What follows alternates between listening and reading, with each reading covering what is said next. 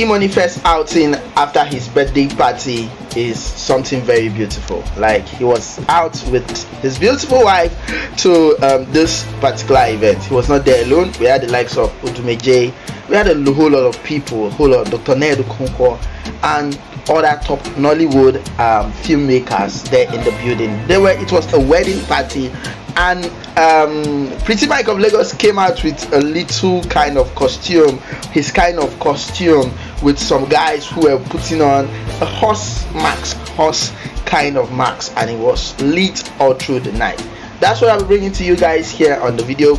Already you know who is speaking. This is Lyon Mack, and you're welcome back to Lyon Mack TV with another interesting and exciting video. Please, if you're new here, consider subscribing. Don't forget to drop a comment in the comment section, because you know that we value and love your comments and your thoughts here. Enjoy the video, guys.